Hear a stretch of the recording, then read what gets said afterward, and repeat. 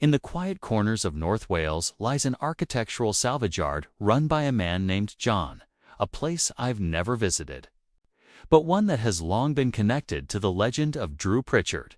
In 2024, Drew did something that left his fans in utter disbelief. He sold everything: the fairground boat, the vintage signs, even pieces once linked to Buckingham Palace. More than 620 items went under the hammer, bringing in nearly $800,000. But for Drew, it was never about the money. It was about letting go. After years of personal and professional chaos affairs, divorce, pub bans, and the painful closure of his beloved shop, this auction wasn't a business move. It was a farewell. The king of British salvage was selling the story of his life, one piece at a time. Drew Pritchard was born in February 1970 in the medieval town of Conwy, North Wales. He grew up under the shadow of its ancient castle, in a small house where every penny mattered.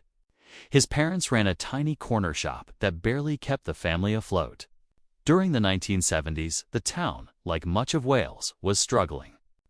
Jobs were disappearing, industries were closing, and families like Drew's fought hard just to stay warm through long, cold winters. Even as a child, Drew saw the world differently. At just 8 years old, while other kids played games in the street, he roamed flea markets and dumps searching for hidden treasures. By 1978, he had gathered over 500 bottle caps, which he proudly used as a kind of playground currency at school.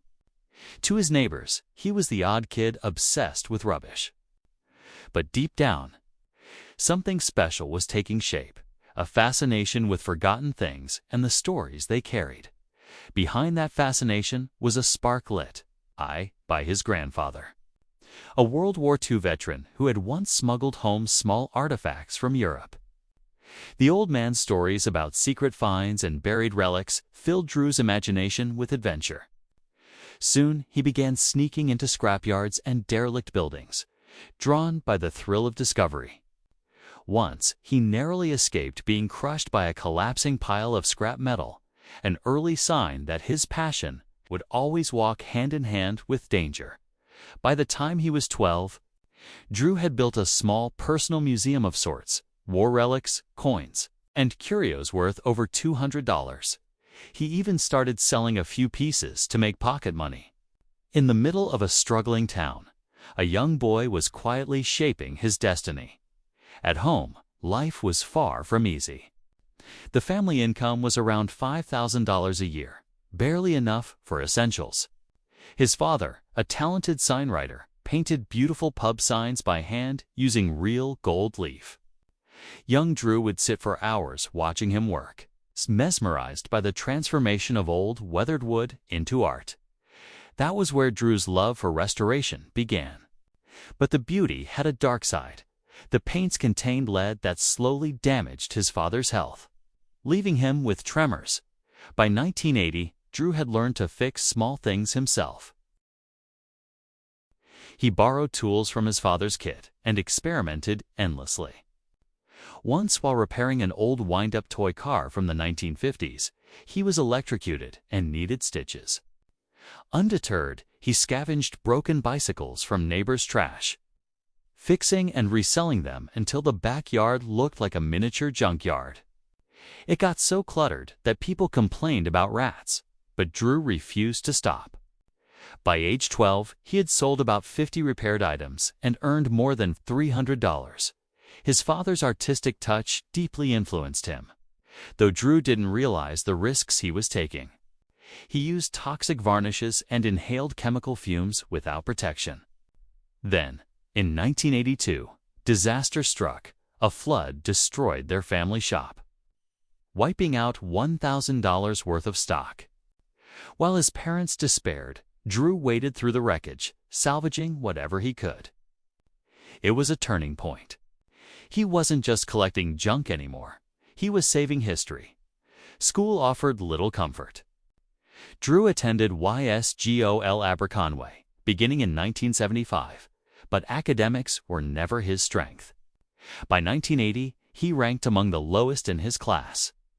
Teachers mistook his dyslexia for laziness, not realizing he simply processed the world differently. He skipped over 100 classes, not out of rebellion, but because he couldn't resist the call of exploration in the slate quarries around Conwy. He discovered hidden relics, once stumbling upon a forgotten World War II bunker filled with dangerous materials. Too afraid of punishment, he reported it anonymously. His only real success at school came through art. His sketches of decaying Victorian architecture were so detailed that he won a regional prize in 1983 and earned $50, his first real artistic recognition. But even that came at a cost.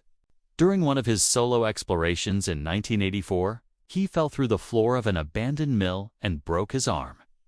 He never told anyone, fearing he'd be banned from exploring again by 15. Drew had explored over 40 abandoned buildings. Collecting artifacts worth around $500, he made treasure maps and led classmates on wild hunts, almost getting expelled in the process. Yet those reckless adventures would one day become the very traits, curiosity, boldness, and instinct that built his fortune. At 15, Drew began working part-time at a car restoration garage in Llandudno, earning just $2 an hour. Surrounded by grease, oil, and metal, he learned to repair classic Jaguars and vintage British cars. By 1986, he had helped restore 20 vehicles. The experience left him with scars, literally when a welding accident burned his hand. But it also gave him discipline, patience, and a growing respect for craftsmanship. Around that time, he restored his first piece of furniture, a 1920s oak chair, and sold it for a $100 profit. The garage owner, a former race car driver, regaled him with tales of smuggling parts and underground deals. It thrilled young Drew's imagination, but soon reality struck. Unbeknownst to him, the garage was dealing in stolen parts. In 1987, police raided the shop and seized thousands of dollars worth of goods. Drew quit on the spot. The lesson was painful but invaluable.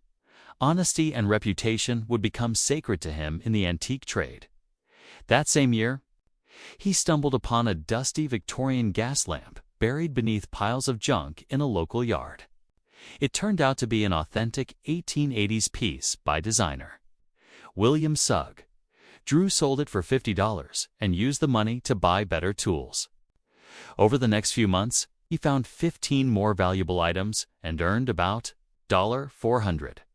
But the work was dangerous. That yard was filled with asbestos dust. Years later, Drew would admit he feared the health effects of those early days. Still, the thrill of discovery was stronger than fear. A local junk dealer mentored him, teaching him to look beyond surface appearances. Some objects, the man explained, held secret compartments, once even revealing a hidden gemstone inside an old clock. Drew's parents didn't approve of his obsession. When arguments grew heated, he packed a few things and lived out of his van for a week. But he never stopped chasing that spark. By 1987, he had completed 50 deals and saved $2,000, a small fortune in a region where youth unemployment neared 15%. Drew had found his calling. At 18, he officially stepped into the world of antiques. Instead of attending college, he apprenticed under a stained glass restorer. His early tasks were humble sweeping floors, hauling heavy doors. But when a van pulled up one day labeled architectural antiques, it was like a revelation. He realized he had stumbled into a hidden industry where forgotten craftsmanship met history. Over the next 7 years, Drew restored everything from ornate windows to grand fireplaces in historic estates, learning how to see beauty in what others dismissed as junk. In 1988, he made his first solo investment, a set of broken Georgian chairs purchased for $100. After weeks of careful sanding and repair, he sold them for $300. It was a validation of his instincts. even back in school. Drew had shown the same trading mentality. At 12, he'd bartered dinner tickets for boots. And now, as a young man, he was thinking the same way, turning small wins into big moves. Inspired by punk bands like The Jam and Madness, he built his business with that same defiant energy by 1990. At just 20 years old, Drew took a massive risk. With barely enough money for fuel and no knowledge of French, he drove his old van across the Channel to Normandy in search of antiques. At the French markets, he found rare Art Deco lamps and furniture for under $500. Somehow, he got everything back through customs without proper papers, relying on charm and luck. When he resold the items in Wales, he tripled his money. That trip opened his eyes. He was no longer just a local dealer. He was an international trader in the making. Of course, not everything went smoothly. In 1991, a shipment of French ceramics he'd ordered arrived, shattered, a $500 loss that devastated him. But Drew refused to let failure win. He transformed the broken pieces into colorful mosaics, sold them at local fairs, and turned a disaster into a creative triumph by 1992. At 22, he had his own small stall in Conwy Market, selling mid-century furniture, tick tables, retro chairs, and stylish lamps. He'd buy pieces for $20 and sell them for 3 times as much. His reputation grew quickly, even without formal training. He had a network of regular buyers who trusted his eye for quality. Still, he kept his day job in glass restoration, often working double shifts in freezing weather. He'd wake before dawn to visit fairs like Newark, getting first pick before the crowds arrived. It reminded him of childhood mornings spent scavenging bike parts, only now. The stakes were higher. In 1993, at just 23 years old, Drew opened his first official antique shop in Conwy. He took a modest $2,000 bank loan and filled the space with treasures rescued from old churches and demolished buildings. On one occasion, he entered a condemned church in Holywell and salvaged rare stained glass windows designed by William Morris, worth thousands. The building was collapsing, but Drew's instinct to save what mattered never wavered. By the end of that year, he had earned a $5,000 profit. It wasn't easy. Competitors tried to sabotage him, spreading rumors that he was inexperienced. But his passion and eye for authenticity won people over. Locals rebuilding old homes began coming to Drew's shop for original pieces. His little store became a hub of craftsmanship and history, and even helped revive tourism in the town. By 1995, Drew's business philosophy evolved again. He began partnering with demolition crews across Britain, buying valuable architectural elements before they were destroyed. In one lucky find, he purchased a set of 19th century stained glass windows for $800 only too later. Discovered they were designed by the famous artist Edward Burne-Jones and worth over $2,600. That was Drew Pritchard's world, a life built from the ruins, one find at a time. Long before television fame and fortune, before the chaos of fame and heartbreak, he was a boy with dirt under his nails and dreams bigger than the castle walls of his hometown. And though he would one day sell it all, the story of how he built it remains one of grit, vision, and relentless curiosity.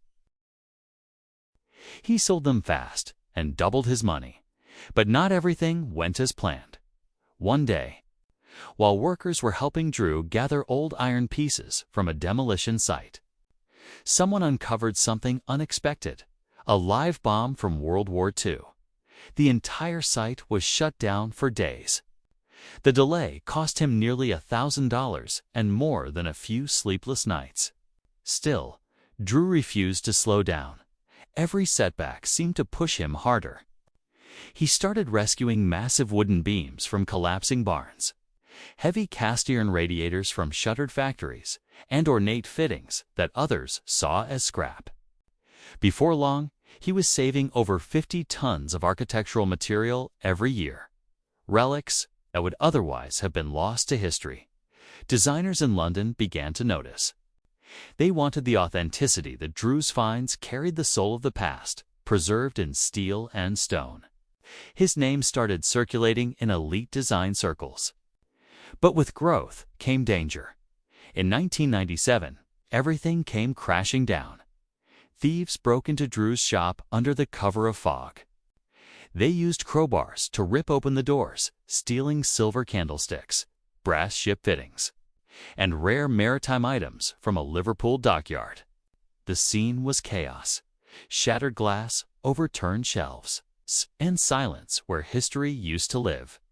Insurance barely covered half the loss. Drew almost went bankrupt. But what hurt him most wasn't the money, it was the betrayal. The stolen pieces weren't just inventory. They were pieces of his life. The police eventually caught the culprits. Locals who had pawned some of the loot nearby, but most of it was gone forever. That night changed him. He installed heavy-duty security systems, moved his best finds into storage, and even began selling reinforced safes to fellow dealers. The antique world was dangerous now. In Wales alone, thefts rose by 25% that year. But instead of quitting, Drew grew bolder. By the turn of the millennium, he was earning close to $50,000 a year, a remarkable feat for a boy who once fixed broken bikes in his backyard. He'd fallen in love with a new frontier, industrial salvage. He scoured abandoned factories in Manchester, shipyards in Scotland, and even derelict mills in Yorkshire, searching for forgotten machinery and lighting. Once he bought a 2-ton lathe for just $500, then restored and sold it for $4,000. Profit was one thing, but the thrill of discovery was another. He narrowly escaped injury more than once. A warehouse roof collapsed just minutes after he'd left. Another time, a gust of wind sent a pile of rusted signs crashing down inches from where he stood. Yet he kept going, calling each near-miss part of the job. By 2001, his clients included celebrities, designers, and museums. He employed 2 assistants and handled over 1,000 pieces every year. Still, trouble wasn't far behind. That same year, Drew was fined $2,000 for collecting materials without proper permits. But fines and red tape couldn't stop him. People were calling him a junkyard genius, and they were right. By the end of the decade, Drew Pritchard's net worth had quietly passed $1 million. Then came the job that changed everything in 2002. A luxury hotel in London hired Drew to source antique lighting fixtures for a major renovation. He hunted through abandoned warehouses and discovered 50 vintage Art Deco lamps. From the 1920s, dusty, forgotten, but breathtaking, when he restored and delivered them.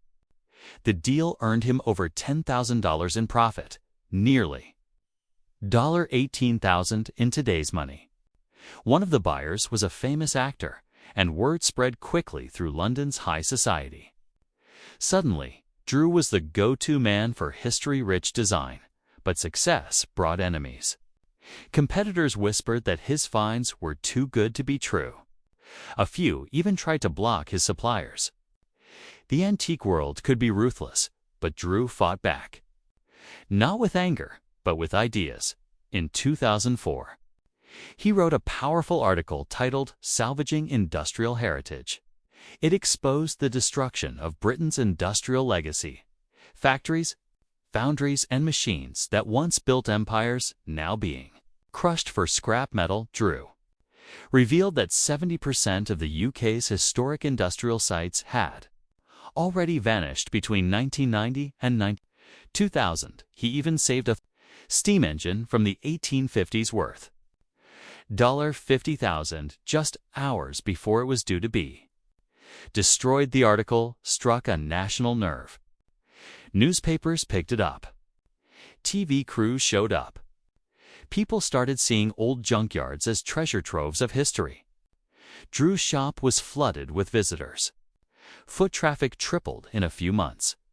Some critics mocked him, calling it glorified junk, but others called him a preservationist hero. His words even helped save a dozen historical sites from demolition. Then, in 2005, Drew took a risk that most antique dealers feared. He went online. At the time, eBay was crawling with fakes. Nearly 40% of listings were counterfeit. But Drew trusted his instincts.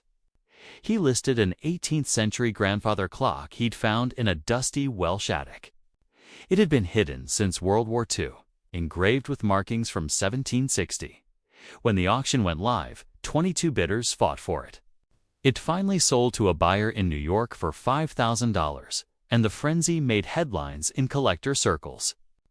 Someone even tried hacking his account afterward, but he caught it in time. That single sale changed the game. His online business doubled within months. Traditional dealers were furious. Some refused to work with him. But Drew didn't care.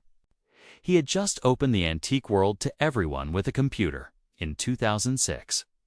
He refocused his mission closer to home. Wales, big auction houses like Sotheby's were dominating the international market. So Drew chose a different path: local heritage. He began collecting slate furniture and architectural pieces from old Welsh mines and chapels. Slate had become rare after the quarries closed, and prices had skyrocketed. One handcrafted slate table from Snowdonia sold for $3,000. But it wasn't about profit. Drew's work was saving history. His focus on Welsh craftsmanship helped preserve over a dozen quarry sites from being destroyed for housing developments, but success again came with shadows. One night, vandals broke into his warehouse and caused thousands in damage. Police later uncovered a black market ring selling counterfeit Welsh antiques, worth over $100,000. Drew's real pieces stood as proof of authenticity. But the ordeal shook him deeply. Still, he didn't stop. By 2008, his reputation was global. He was hired by a London museum to restore a massive 50-piece Georgian furniture collection. It took 6 grueling months. During the restoration, he discovered something extraordinary: a hidden compartment inside. A 1780s chair containing letters from the American Revolution. Valued at $20,000. The discovery made headlines. And Drew earned $15,000 for the project. But not all surprises were good ones. One of the museum's pieces turned out to be a forgery. The scandal nearly derailed the entire exhibit. Yet Drew's skill and honesty saved the project and his reputation. Then came 2011, the year everything changed. Quest TV premiered Salvage Hunters, a show following Drew as he scoured Britain for forgotten treasures. On the very first episode, he traveled deep into the Scottish Highlands, where he found massive cast-iron garden urns at an abandoned estate. He talked the price down from $1,500 to $800 and sold them for $2,200. A storm nearly destroyed the pieces during filming, but Drew pulled it off. Over 500,000 people tuned in that night.